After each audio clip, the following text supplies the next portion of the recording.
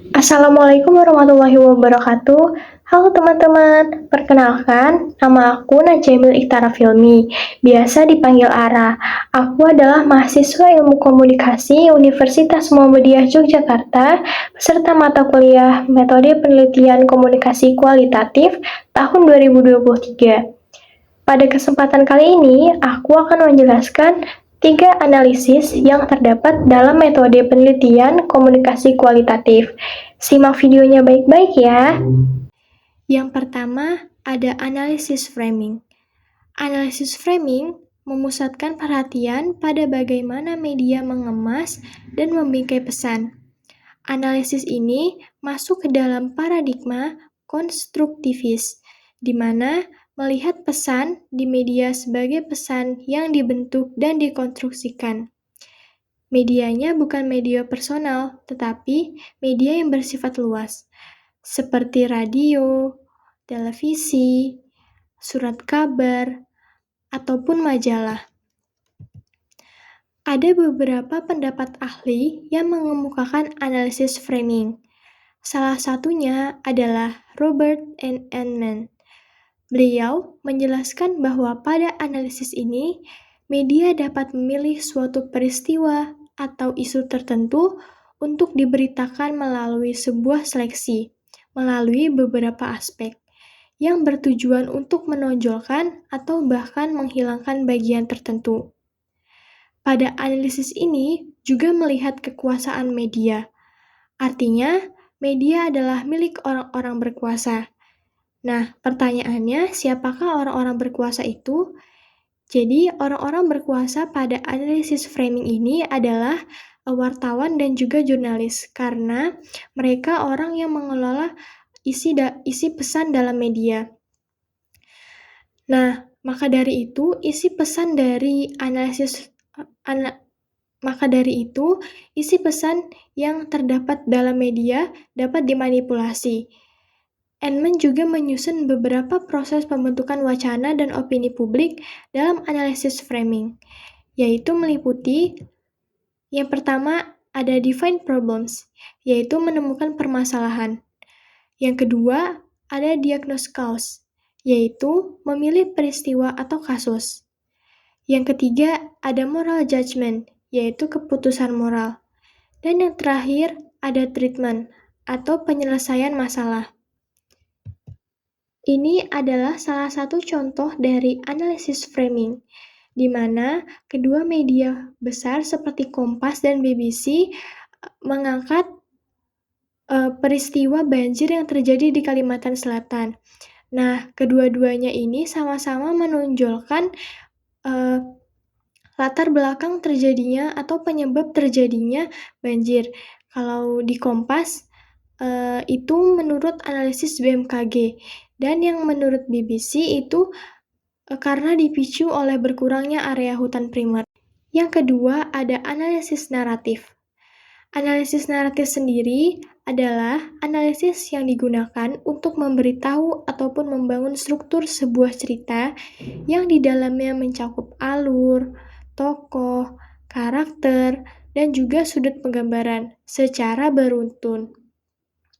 Analisis ini menitikberatkan pada bagaimana sebuah peristiwa itu diurutkan dan keterkaitan antar peristiwa. Maksudnya adalah peristiwa di dalam analisis naratif itu dikronologikan secara urut dan beruntun, serta memiliki keterkaitan antar peristiwa satu dan yang lainnya. Misalnya, peristiwa A itu memiliki keterkaitan dengan peristiwa C, dan peristiwa D memiliki keterkaitan dengan peristiwa B, begitupun sebaliknya. Analisis naratif ini masuk ke dalam paradigma positivistik maupun interpretif, karena di dalam proses analisis naratif terjadi representasi dari sebuah peristiwa, di mana representasi sendiri adalah mengulang kembali atau menampilkan kembali sebuah peristiwa dalam bentuk cerita atau naratif. Nah, analisis naratif sendiri ini dapat berupa cerita fiksi maupun non-fiksi.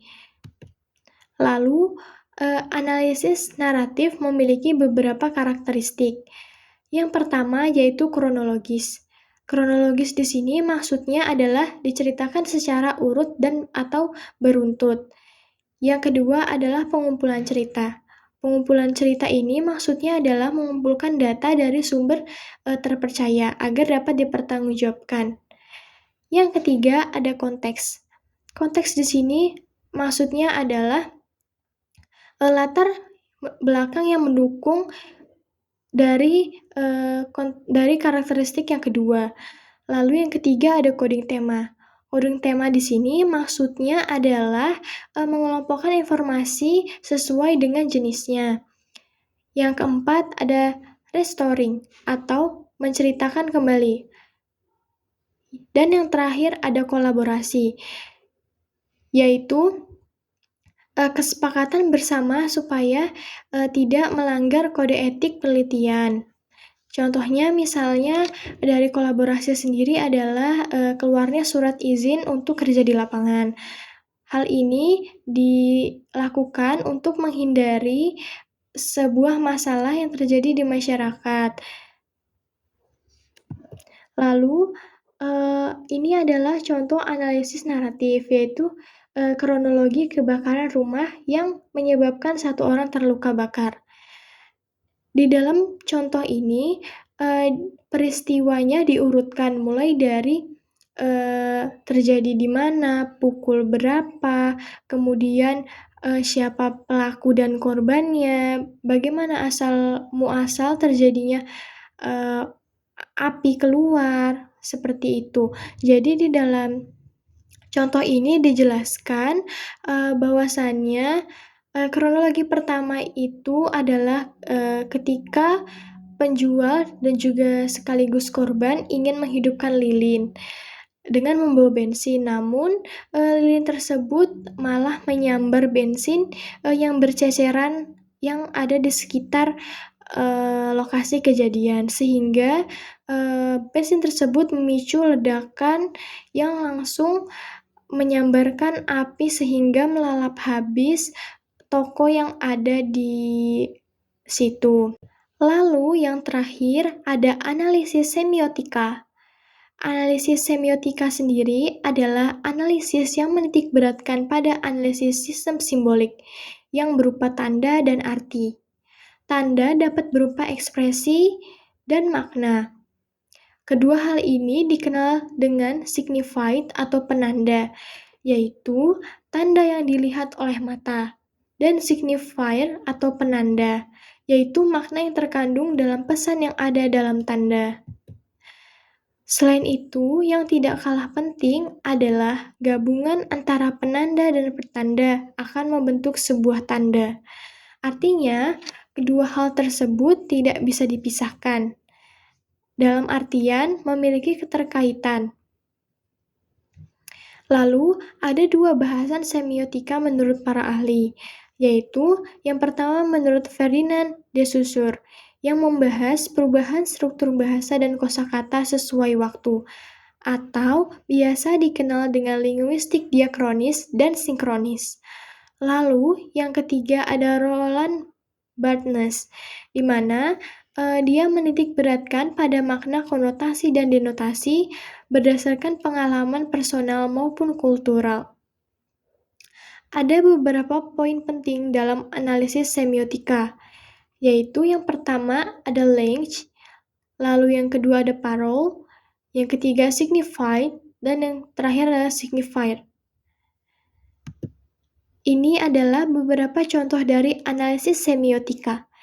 Yang pertama, teman-teman bisa lihat itu adalah gambar jas hujan, di mana kita memaknai jas hujan adalah dipakai ketika hujan. Jadi, misalnya contoh yang berkaitan dengan jas hujan adalah misalnya kita sedang bepergian, kemudian melihat ada seseorang yang menggunakan jas hujan. Artinya, dia di tempat dia tinggal itu sedang terjadi hujan deras sehingga dia memakai jas hujan. Lalu yang kedua ada bendera hitam. Mungkin teman-teman tidak asing dengan makna dari bendera hitam, ataupun di tempat teman-teman itu bukan bendera hitam, melainkan bendera kuning ataupun merah. Nah, dari simbol atau tanda bendera hitam ini, kita pasti sudah mengetahui bahwasannya ketika ada bendera hitam, kuning, ataupun merah yang dipasang di sekitaran kita, itu menandakan bahwa ada orang yang baru saja meninggal dunia. Lalu yang terakhir adalah gajah. Di sini ada gambar gajah.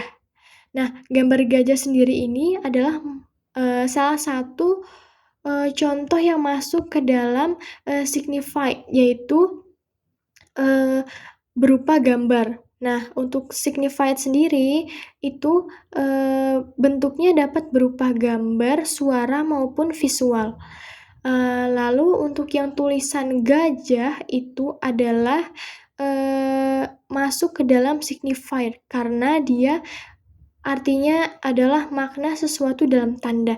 Nah, gambar gajah ini adalah sebuah tanda dan tulisan gajah ini adalah merupakan makna dari tanda yang ada. Nah, teman-teman, itu adalah beberapa analisis yang digunakan dalam metode penelitian kualitatif. Harapannya setelah melihat video ini, teman-teman dapat memahami ketiga analisis yang ada dalam metode penelitian komunikasi kualitatif. Sekian yang dapat saya jelaskan, kurang lebihnya mohon untuk dimaafkan. Wassalamualaikum warahmatullahi wabarakatuh.